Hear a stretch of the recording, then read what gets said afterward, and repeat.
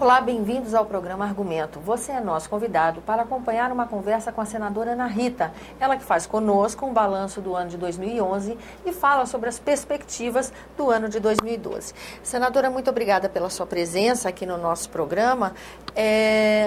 Já começo falando de um assunto que tem muito interesse na sua bancada, que é a discussão sobre ICMS. Né? Esse foi um assunto que já está em andamento aqui no Senado Federal. Já temos audiência pública a ser marcada no início já de 2012 sobre isso, e é um assunto sobre o qual o Espírito Santo se manifesta bastante, né? Nós tivemos aqui, por exemplo, a questão da redistribuição dos royalties, que afetou o Estado, e agora mexer também nessa possibilidade de usar o ICMS como uma forma de incentivo também afeta o Espírito Santo, não é isso? Sim, Tânia. Antes eu queria dizer que, com relação ao balanço do nosso mandato, nós assumimos em janeiro deste ano, portanto, um mês antes dos demais senadores e senadoras, num momento muito importante, porque estávamos finalizando o governo do presidente Lula e no início do governo da presidenta Dilma. Então, foi um período assim, muito importante para nós, e ao assumir esta casa, eu assumi com a responsabilidade, de fato, de contribuir com o nosso governo, com o governo da presidenta Dilma e também com o governo Casagrande, que se elegeu governador do nosso estado do Espírito Santo. E quando falamos do ICMS e falamos dos royalties do petróleo, na verdade, esses foram dois temas que nós nos debruçamos muito aqui no Senado durante este ano, porque são temas que envolvem toda a população brasileira, mas particularmente eles têm um rebate muito grande sobre o estado do Espírito Santo. Com relação aos royalties do petróleo, eu acredito que toda a mobilização que a bancada de senadores do Espírito Santo e também do Rio de Janeiro fez aqui no Senado foi importante, porque nós tivemos um avanço aqui no Senado. Embora não foi ainda aquilo que nós desejávamos, mas tivemos um importante avanço, porque o Estado do Espírito Santo iria perder mais de R$1 bilhão, e o que foi aprovado aqui significou uma perda de 500 milhões. E isso ainda é muito para o Estado do Espírito Santo, esperamos reverter isso na Câmara dos Deputados.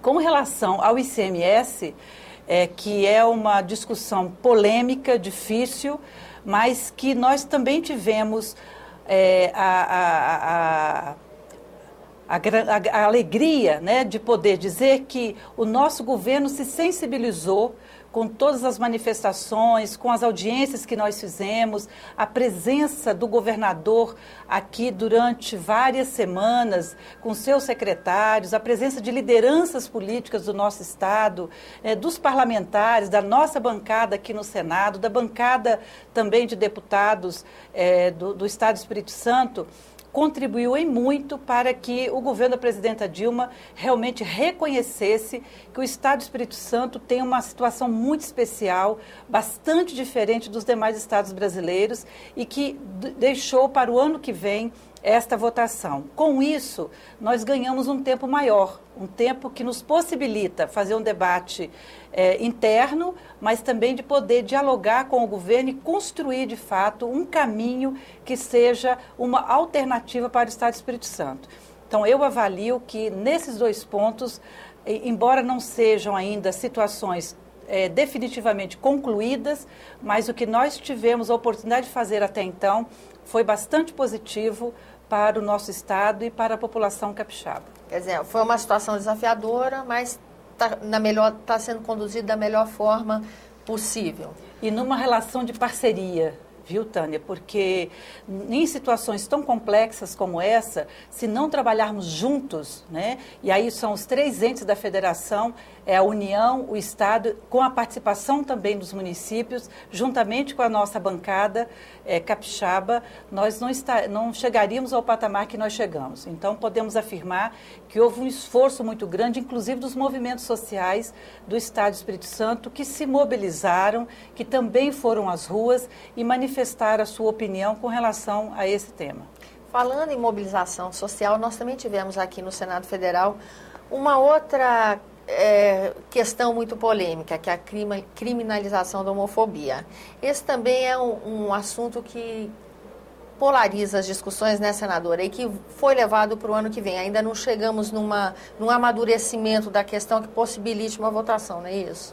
Sim, na verdade, esse é um tema que esteve na pauta durante todo este ano, particularmente na pauta da Comissão de Direitos Humanos, que gerou várias audiências públicas bastante acaloradas, com a participação de diversos segmentos, particularmente da comunidade LGBT, mas a autora da proposta, a senadora Marta Suplicy, achou por bem deixar para o ano que vem, retirou da pauta, porque ela entendeu que é preciso dialogar mais, embora tenha feito este esforço durante este ano, de dialogar com diversos senadores e senadoras, de dialogar também com representantes dos movimentos que representam o LGBT, mas ficou para a pauta do ano que vem. Então, do ponto de vista da Comissão de Direitos Humanos, eu entendo que esse tema ele é importante, ele é necessário, é preciso assegurar realmente o direito humano de todas as pessoas. Então, esse ponto, na minha opinião, ele fica para o ano que vem, mas com um amadurecimento maior da sociedade com relação a essa temática, que até então foi tratada com uma certa